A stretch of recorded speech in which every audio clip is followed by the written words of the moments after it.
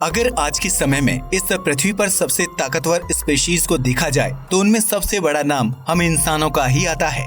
आज के समय में पृथ्वी पर ऐसी कोई स्पीशीज नहीं है जो थोड़े समय के लिए भी हम इंसानों के दिमाग और उसकी टेक्नोलॉजी एडवांसमेंट के आगे टिक सके, क्योंकि हमारी पूरी पृथ्वी पर हम इंसानों के पास ही सबसे ज्यादा इंटेलिजेंट और तेज दिमाग है जो पृथ्वी पर मौजूद किसी और स्पीशीज में नहीं है। इसी के कारण इंसान अपने आसपास के एनवायरनमेंट और चीजों को समझकर एक्शन ले सकता है।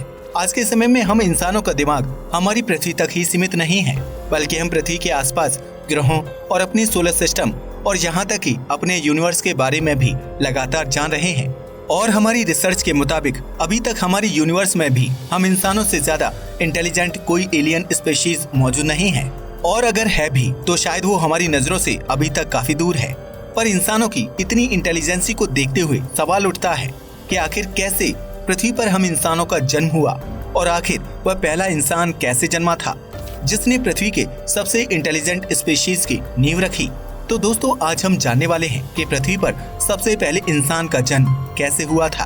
आप सब जानते ही होंगे कि हम इंसान इस धरती पर हमेशा से ही मौजूद नहीं थे, क्योंकि यदि ऐसा होता तो शुरुआत में जब धरती पर डायनासोर्स जीवित हुआ करते थे तब हम उनके साथ कैसे रह पाते, क्योंकि डायनासोर्स के रहते हुए हम इंसानों का पृथ्वी पर अच्छे से डेवलप हो पाना लगभग नामुमकिन था। और अगर डायनासोर्स के समय हम इंसानों की एक डेवलप स्पीशीज मौजूद होती तो शायद वो भी डायनासोर्स की तरह पृथ्वी पर से विलुप्त हो चुकी होती। और ये इस बात का प्रमाण है कि हम डायनासोर्स के मृत्यु के बाद ही धरती पर आए होंगे। लेकिन क्या कभी आपने सोचा कि पहला इंसान धरती पर कैसे आया था और कहां से आया था? तो इसे समझने के लिए सबसे पहले हमारा ये जानना जरूरी है कि धरती पर जितने भी जीव मौजूद हैं वो सब पहले के जीवों से इवॉल्व होकर ही आए हैं, जो कि एक समय पर धरती पर मौजूद हुआ करते थे। इस प्रक्रिया को इवोल्यूशन कहा जाता है। वैज्ञानिकों ने रिसर्च में पाया कि हमारी पृथ्वी पर जीवन की शुरुआत समुद्र से हुई थी। पृथ्वी पर जीवन की शुरुआत आज से करीब 3.5 बिलियन साल पहले माइक्रो ऑर्गेनिजम्स की फॉर्म में हुई थी।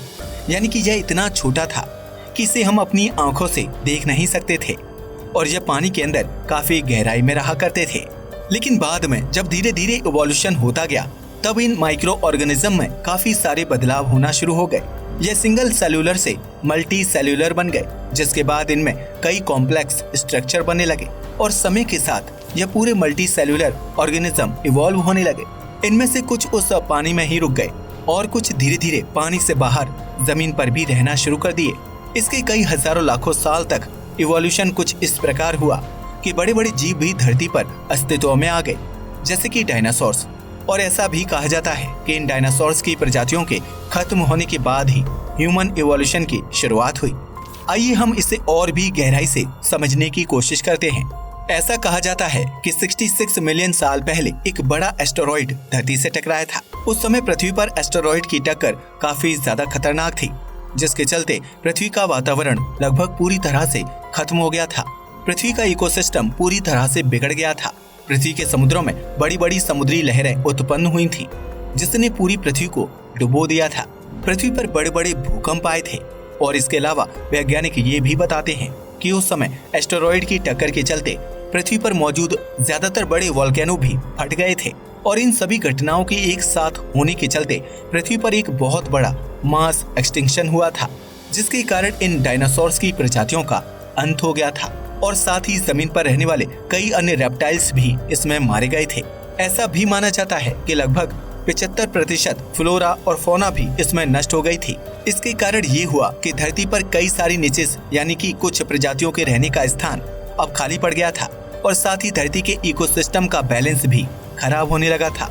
इसलिए अब धरती को नई प्रजातियों की आवश्यकता थी, जिसके कारण मैमल्स अस्तित्व में आना शुरू हो गए। और इसके 10 मिलियन साल बाद इन्हीं मैमल्स की 3 से 5 हजार प्रजातियां धरती पर अस्तित्व में आ गई, जिनमें से एक थी प्राइमेट्स यानी बंदर जैसे दिखने वाली प्रजातियां। और फिर इन प्राइमेट्स में भी कई सारे बदलाव आए, जैसे कि जो पहला बदलाव था वो ये था कि यह प्राइमेट्स 2 अलग अलग ग्रुप्स में डिवाइड हो गए। इनमें से एक था स्ट्रेप्सरीन, जिन्हें वेट नोज्ड प्राइमेट्स भी कहा जाता है, क्योंकि इनमें सूंघने की शक्ति थी। दूसरे थे हैप्लोरीन्स, जिन्हें ड्राई नोज प्राइमेट्स भी कहा जाता है, क्योंकि इनमें देखने की शक्ति ज्यादा थी। यानी यह दोनों इंसानों के 2 एट्रीब्यूट्स दर्शाने लगे, सूंघना और देखना। इसके बाद लगभग 20 मिलियन साल पहले इवोल्यूशन के कारण पहले एप अस्तित्व में आए, जिन्हें प्रोकाउंसल कहा जाता है। यह बंदरों जैसे दिखते थे, लेकिन इनमें इंसानों जैसे फिजिकल एट्रीब्यूट्स की डेवलपमेंट होने की शुरुआत हो गई थी। माना जाता है कि ये हमारे पूर्वज से दिखने में बड़े हुआ करते थे और इनका वजन 100 पाउंड्स जितना होता था और इनमें कोई पूंछ नहीं होती थी। फिर जब ये भी इवॉल्व होने लगे तो गिविंस और गोरिल्ला जैसे जीव भी अस्तित्व में आ गए। और क्या आप जानते हैं कि इसके बाद लगभग 7 मिलियन साल पहले चिंपैंजी भी इवॉल्व हुए और माना जाता है कि ये हमारे सबसे नजदीकी पूर्वज थे। इसके बाद आर्डिपिथेकस नाम के जीव भी अस्तित्व में आए और इनका ब्रेन साइज एप्स जितना बड़ा था। साथ ही यह पेड़ों पर रहने वाले जीव थे। ये पहले जीव थे जिन्होंने 2 टांगों पर चलना सीख लिया था। लगभग 4 मिलियन साल पहले ऑस्ट्रेलोपिथेकस ऑर्डिपिथेकस से इवॉल्व होकर अस्तित्व में आए और यह लगभग इंसानों जैसा दिखने लगे थे। हालांकि इनमें अभी भी एप जैसे दिखने वाले फीचर्स थे और यह पहले ऐसे थे जिनके पांव सामने की ओर इवॉल्व हो गए, जिससे कि इनका 2 टांगों पर चलना और भी आसान हो गया था। और अब यह अपने हाथों का इस्तेमाल स्टोन टूल्स बनाने में करते थे और ये भी आगे चलकर 2 ग्रुप्स में डिवाइड हो गए, जिनमें से पहले वो थे जिनकी जॉज यानी कि जबड़े काफी बड़े हुआ करते थे और दूसरे वो थे जिनका ब्रेन साइज काफी बड़ा हुआ करता था। लेकिन इनमें से बड़े ब्रेन साइज वाले जीव ही आगे और इवॉल्व हो सके और इन्होंने एक नई जीनस की शुरुआत की जिसका नाम था होमो। यदि आसान भाषा में समझें तो जीनस का अर्थ है प्रजातियों का एक ऐसा ग्रुप जो आपस में ज्यादा रिलेटेड होता है और होमो एक लैटिन शब्द है जिसका अर्थ है मैन। और कहा जाता है कि असली मानव इतिहास की शुरुआत यहीं से हुई थी।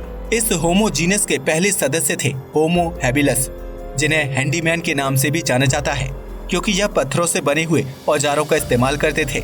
इनके बाद लगभग 1.9 मिलियन साल पहले होमो इरेक्टस अस्तित्व में आए। इनकी टांगें लंबी होती थी और बाजू थोड़ी छोटी, जो कि आज के मॉडर्न ह्यूमन जैसी थी। अब यह पेड़ों से हटकर पूरी तरह से जमीन पर रहना शुरू कर दिए थे। इनका ब्रेन साइज भी काफी बड़ा था, लेकिन बाद में यह अफ्रीका के बाहर माइग्रेट करने चले गए। इन्हीं के कारण मानव धरती पर अलग अलग जगह रहने लगे, इसलिए ये कह पाना मुश्किल है कि इनके कौन से ग्रुप से आगे का इवोल्यूशन हुआ था, क्योंकि अब यह कई जगहों पर फैले हुए थे।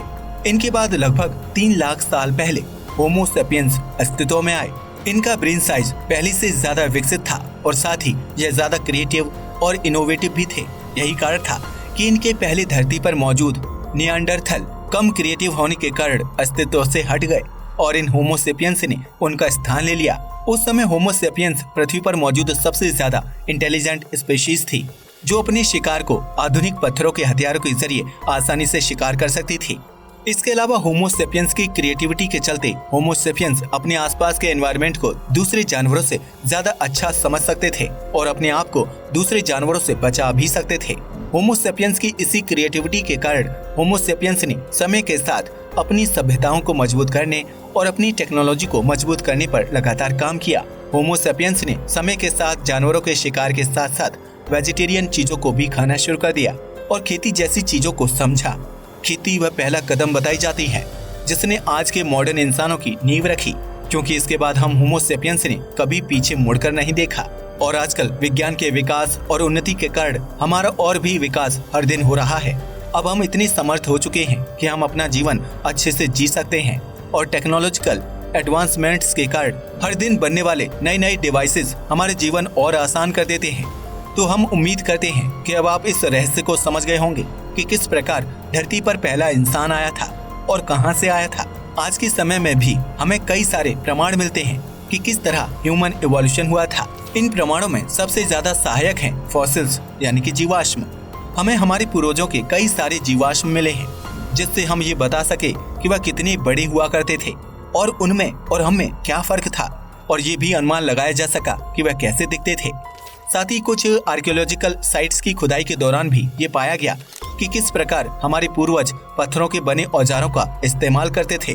खुदाई के दौरान न केवल हमें ये पता चला कि किस प्रकार ये अपना जीवन जीते थे, बल्कि हम ये भी समझ पाए कि इनकी क्या मान्यताएं थी। उदाहरण के लिए जैसे यह मृत जीव को दफना दिया करते थे, जो यह दर्शाता है कि इनमें भी कुछ बिलीफ पैटर्न्स होते थे जो भी आज के समय में इवॉल्व हुए हैं।